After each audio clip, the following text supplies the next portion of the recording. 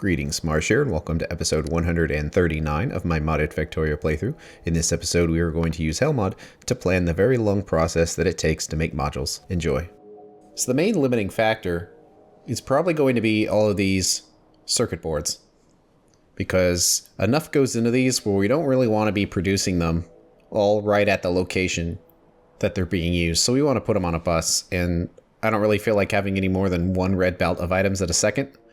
So we'll probably stick with that, and even one red belt is probably way too much based on these resources, but we'll see. So let's plan out based on one red belt of each of these, just to see what these numbers look like.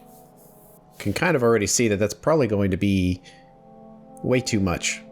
Even 15 is probably way too much. Let's put all three in here. Just say we want 15 of each of these and just see what it looks like. It's probably too much. We need to make the transistors, basic components, solder from coils. It's actually not as bad as I was expecting it to be. A big use of carbon, again. Carbon's going into lots of stuff right now. And plastic use is a little high. But actual, like, copper wires, tinned copper wires, silicon, those aren't that high, and almost all of the factory's silver, but that's not necessarily a bad thing to have it balanced out. And then we would need these basic module boards, which in themselves do require more coils and whatnot, but not a ton. So I think that having 15 per second of each of these isn't the worst idea. It's better to be prepared for the future, because a limiting factor on how fast you can make modules is basically how many of these boards you can make. So 15 per second ought to work pretty good. It's only going to run some of the time, basically only when we actually need modules. But at least we have an idea that 15 per second of these is a reasonable number, which means that 15 per second of these crystal splinters is a reasonable number. So that's what we need to calculate. How much fishing do we need to do? So the splinters are in gemstones. I don't think we need to worry about the harmonic crystal splinter for now. Let's see. It goes into some stuff.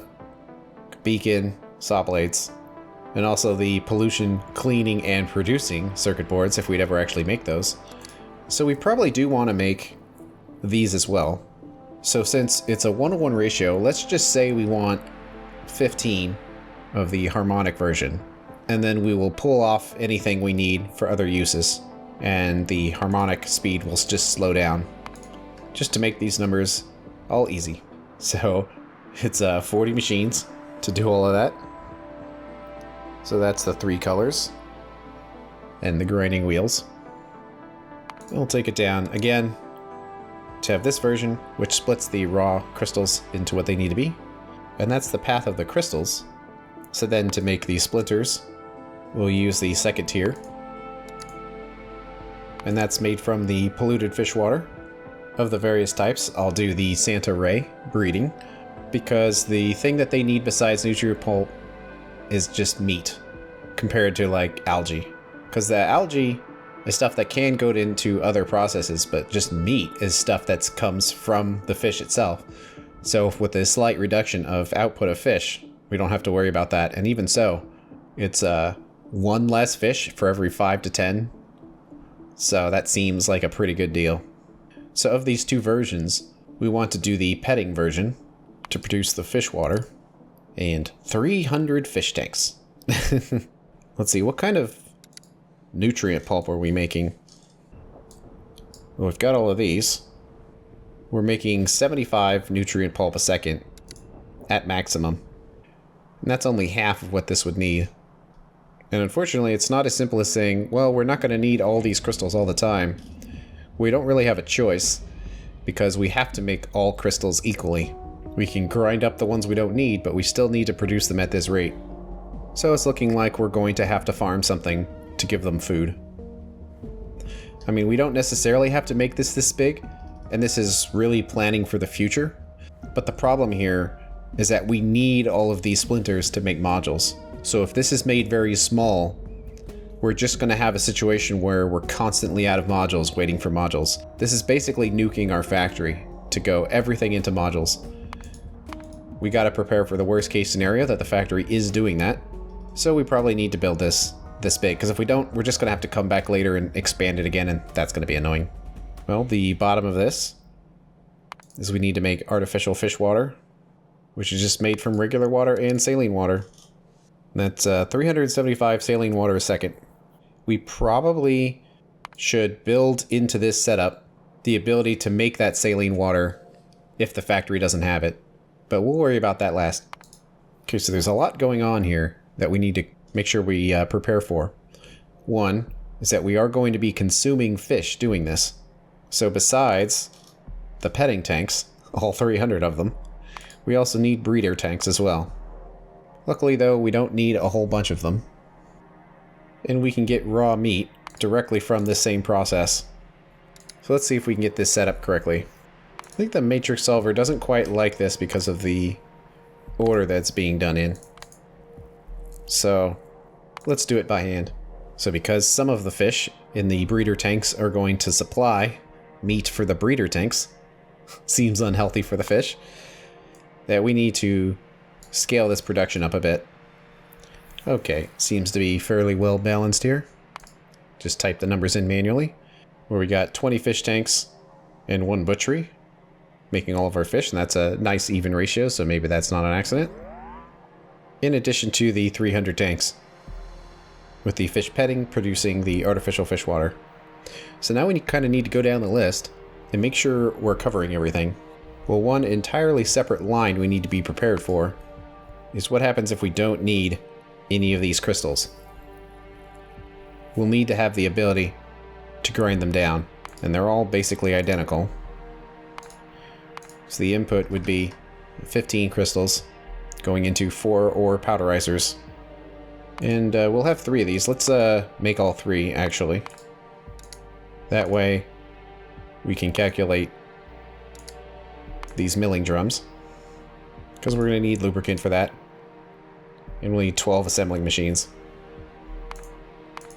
So basically 4 per machine, so we'll have to see about fixing that up. So we're going to need crystal grindstones. Looks like we need 40 of them. So 1:3 ratio there. And it also requires the 15 crystal powder. So it looks like the crystal powder that you get when you initially break the raw crystal into the 3 colors will also be enough powder to make the grindstones. Although, if I recall, those grindstones are a randomized recipe. So the fact that it's random means we won't know how much of it we're actually going to get. We'll still need to supply some crystal powder to make these. And we can make that from crystal dust, which is something that we are creating as a byproduct, just going through all of the geodes. And that setup is down here. Now we're using everything, but I kind of put these markers right here because we can bypass this and use that crystal dust for other things. So we can set this up to not use everything if that's what we want to do. But that's easy enough. Then we need a bunch of grinding wheels through a bunch of assembling machines. Then that silicon carbide, which in itself is a huge setup as well. See, and how much silicon does that need? 18. Basically a whole bunch. These are big numbers. I think it's just barely within the capacity of what the factory can do. And of course we'll find out when we've got everything completed up here. Another important thing to note is that the current way that we're making crystal slurry is with crystal dust and sulfuric acid. That will make 10 dust turn into 50 slurry. So basically we get 5 out of it. But when we turn things into powder, 10 dust turns into 20 powder, and then that's a 1:1 ratio. So we're actually getting only 2 out of every 1 instead of 5 out of every 1 by turning it into dust first. One advantage, though, is that it doesn't require sulfuric acid, so in that sense it's better. But I don't think we need to convert our whole factory to run on crystal powder right now. When we have leftover crystal powder, we can dump it into crystal slurry to make it go away. And this setup does require slurry to do the grinding to begin with. So it's possible they're all balanced out. We'll have to see. Well, to make these crystal seeds, we'll need crystal dust and a petri dish. Now the dust must come from those geodes. Can't turn powder into dust, it only goes the other direction. But we've got a petri dish, which comes from glass. And we've got to make this paste, which comes from all sorts of stuff. And the bacteria, which comes from all sorts of stuff. So let's get that separated here. The bacteria. Luckily doesn't take too many machines here. Let's see, comes from spores, which also requires that fish water, so we need to move this up so the numbers will be correct. Or maybe move the fish down. And we'll probably need to take the fish out of there as well. So now we need 370 fish tanks. These numbers keep getting bigger. Let's see, we'll need some hydrochloric acid. 150 per second. How much can we make? Probably not that much. But we could actually expand that. If we doubled it, we'd be making enough. So we'll leave the hydrochloric acid on here for now. We also need to make the calcium carbonate, which goes down the long process from thermal water. So we'll need 10 miners into 8 algae farms, and then these other machines. And we gotta make ammonia. And then we could make it chemically, but we could do it with blue algae, which actually consumes sulfuric wastewater, which we are just kind of dumping right now. But it's blue research, so we have to wait. But this would probably be a pretty good way of not wasting all that sulfuric water. But for now, it means we have to make the ammonia the old-fashioned way, from hydrogen and nitrogen. So we'll just have to go through that process again. But it looks like it's 1:1 to 1. So none of those machines are particularly large. So few. That covers just the alien bacteria. We need to do the cellulose paste now. Let's see. We probably won't need a whole bunch of it, really. No, only 5 per second. We can get this fiber. I mean, we can get it from lots of things. But why not just take it from wood? Because I believe we've already got wood on the network here. So it would be easy enough to send a little wood up here to be turned into paste. And sodium hydroxide, we can kind of do the same for that. Right now we have a central point where we're dumping it, but that won't quite work. We'll have to move it around. And the chloromethane gas, which is a bit tricky because that's actually going to come from natural gas. So we'll have to process that as well. Then we'll do the raw gas fractioning, natural gas separation coming from a gas well. So we'll actually have to process all of that just to get 2 methane a second for chlorine. I don't think we have any other ways of getting it right now. No. It basically comes from the ground through gas. So that's what we have to do. Lots of random byproducts. Let's see, that's not linking to the right thing, so we'll come back out here and link it out here. Still not linking to the right thing. Okay, so we'll set this to 0, 0, and then 3. So not much of an electrolyzer, but we'll need something. Okay, we're starting to work our way down here. This is basically not necessarily the logic in how we're going to build it and the positioning. It's more just to get the numbers figured out. And then we need that crystal slurry for the grinding wheels, which can be made at a 1:1 ratio with this powder. But we're already making this elsewhere, and we don't really have available output to make it, because the crystal powder that's going into these grindstones is the same crystal powder that splits these apart. So we don't really have anything extra. And we are producing this slurry elsewhere, so we should probably send it up. This is pretty close. Most of this stuff is on some network or another. I think the last thing that isn't is nutrient pulp, and because of this number and how big it is, we just have to do our own farming. Luckily, it's pretty straightforward to make. We just need to grow something. And beans will give us the most nutrient pulp per unit of input. And ironically enough, binifran is something that produces beans. But we'll get slightly more with zombie calyptus. Something like that. And I believe we did make the seeds for this. Yeah. And it basically requires mud. And it also requires heavy mud water. Okay, that linked to the wrong thing, so we'll have to come out here. Need 21.2. And it will create a tiny bit of mud, which we can get from elsewhere. But I think one big thing we wanted to check, now that we're getting to the end, is if we want to make all this saline water locally if it's unavailable. That is quite a bit of saline water.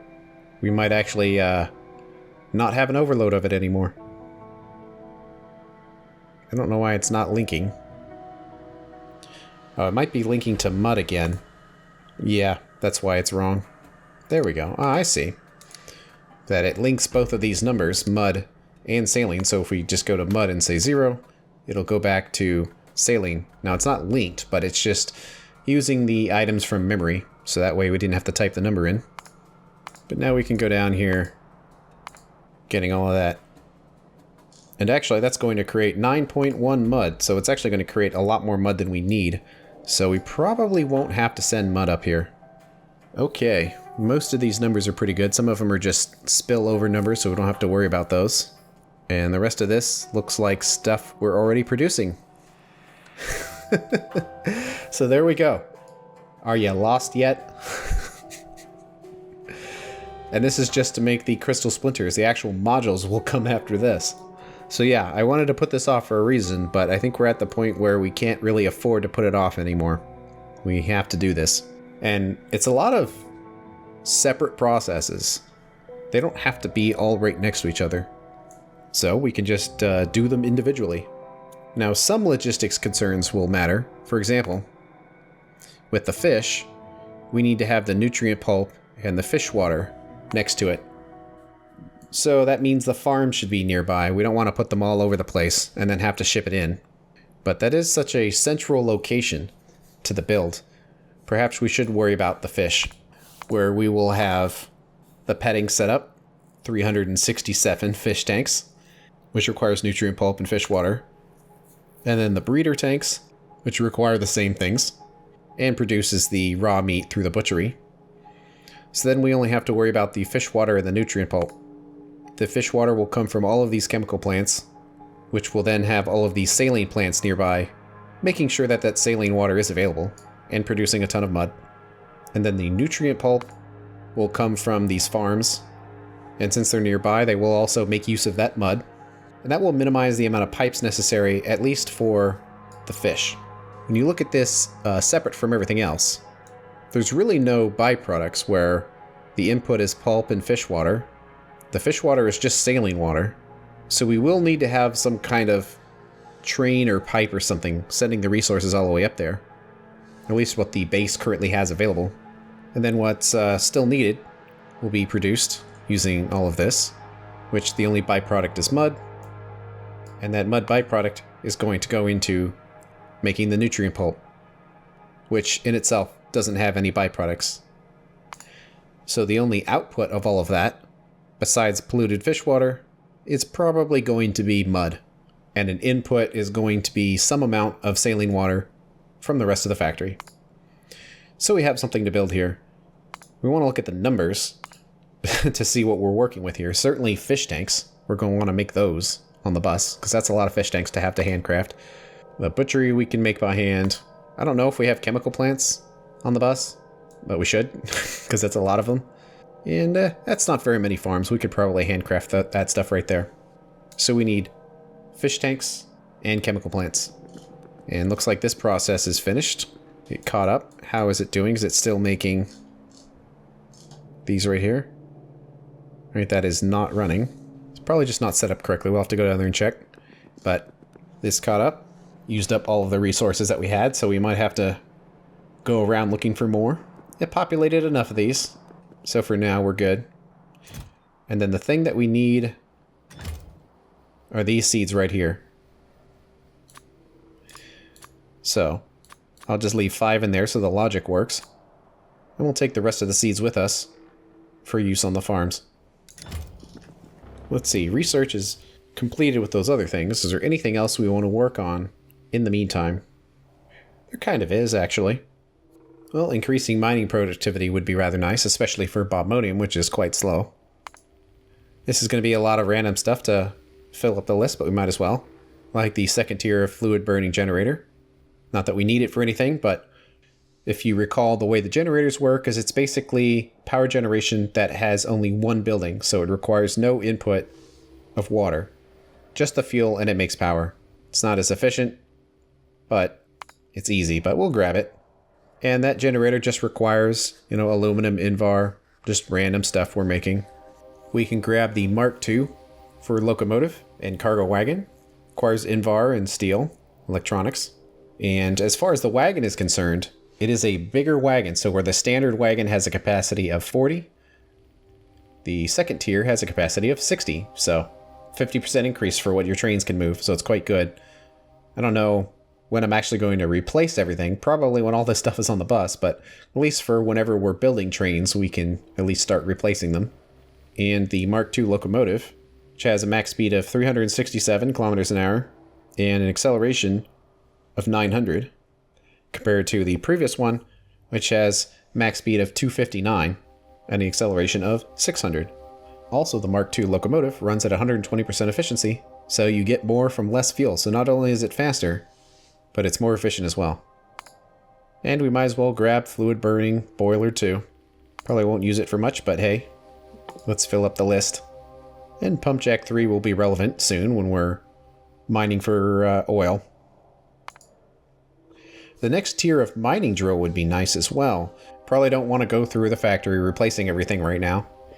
But it's faster, more efficient, less pollution.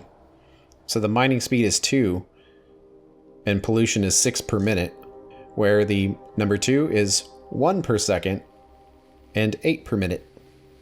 So, big increase. Let's see. We can do the groundwater pump jack, number 3 as well. And with that, our queue is full.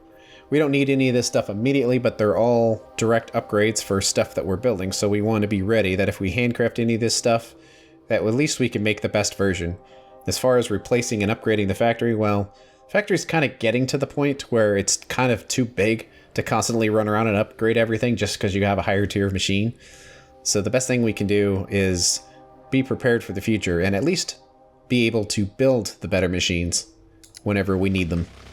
So we need to make some more stuff here. We need to make the fish tank.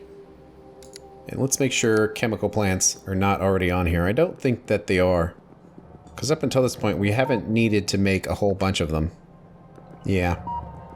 But we're at the point where we do need to make a bunch of them. So let's put it on. Let's see. What kind of requirements here? Well, I'm sure that at least these chemical plants could fit somewhere. Steel, gear wheels, electronic boards, and pipes. Like right here, basically. The fish tanks are a little more unique, including requiring glass. So we probably don't want to put it on here since we have so much stuff there already. We might be able to slice it on one of these somewhere. Okay, let's set this up. We need to have quite a few of them. Look at the number of buildings for this whole setup. 390 assembling machines. Oh boy. But the relevant thing here is the artificial fish water, so let's make 100 of them. Let that go through. Let's make the fish tanks. Let's see here. Doesn't look like this will be an easy fit. So let's just make a new line for it. And we do need to make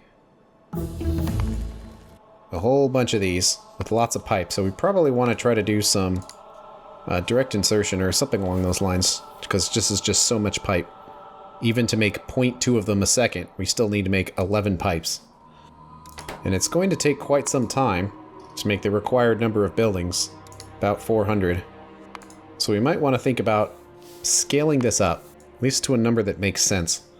Unfortunately, it kind of doesn't make sense, because it's already going to require 11.3 iron plates, which is already more than this setup can produce, so there's probably not much point to making it any bigger than this. So these could be the pipe machines. So we needed a total of like 8 of them.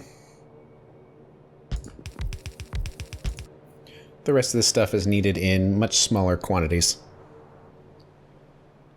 Something like that.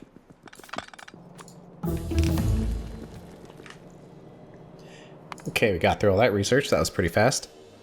Might as well hit repair pack 3. We are capable of making chemical plant 2, but we don't have aluminum on the bus yet, and I don't know if I want to deal with that. Probably be more appropriate once the bus is complete to do all of that. There's always radar 3 for even better radar coverage. Oh, we could do the upgraded fluid wagon as well. I think that's pretty good for now. We're getting pretty close to having all of the green research done. But I'll do that. And since we're overloaded on aluminum, I won't worry about anything else for now. I'll just let that complete. Okay, this should be good enough to see how this works.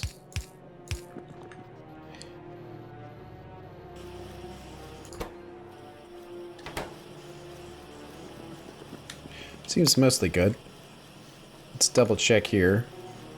We need 7.5. We've got it. We've got 8 of them. Feels like it's falling behind a little bit, but maybe not. No, it's good. It just needed to catch up. And we'll just let that go. But while it's going, we can try to create the setup the best we can, because this is going to be extremely large. At least it consumes pollution, but it probably won't matter because it's going to be super far away. So, 367 of these. I kind of don't know where to begin there on that kind of number. Well, we can do some pipe stitching here. If we place this in here.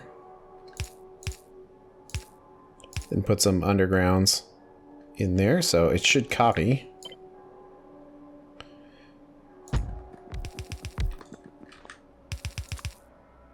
And we can just probably leave that available. So does that copy? Yes, it seems to.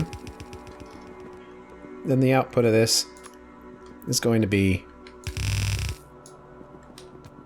a bunch of fish. How much? Well, quite a bit. But since we're going to have so much of this, we probably only need to have red belts near the end. So since this has an input and an output of fish, it's probably best to put them on their own belts. Mainly because it'll be difficult for these machines to empty of their fish if there's no room on the belt. So we might as well just have the 2 separate ones. So let's have this one be the in. And that one be the out. And then near side, near side. Let's cut this off and move it down. Let's line it up right there. Get the inserters set up on this side. Let's grab this pipe network. Kind of plop it in here. So, if this whole thing is tileable, it should basically line up right here. And the pipes do. They seem to on that side as well. And on this side, they seem to line up. And on this side, they seem to line up. Okay. Research done. So we got a pattern here. Now let's kind of place a bunch of them down to get an idea for quantity. Well, we can kind of calculate that because it looks like there's some overlapped belts.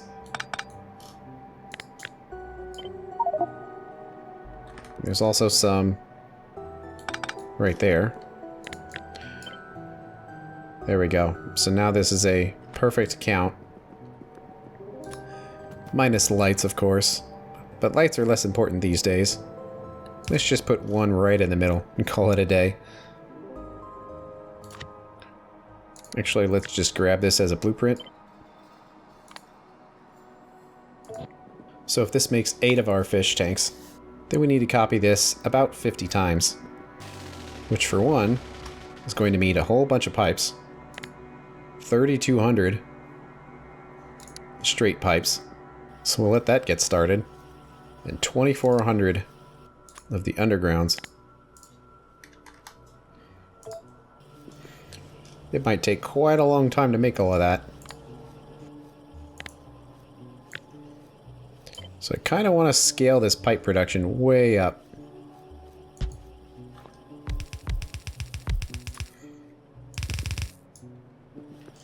But I also don't want to spend too long designing it, so let's do it nice and easy.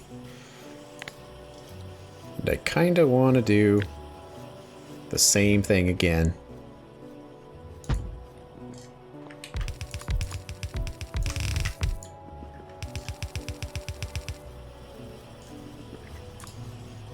We do need to connect some wires here. And put one more in the middle to connect all of the undergrounds. That's basically using all of the plastic. So we'll let that catch up. Hopefully it doesn't take too long. And that's the end of this episode. On the next one, we're going to build this giant aquarium. Thanks for watching. I'll see you later.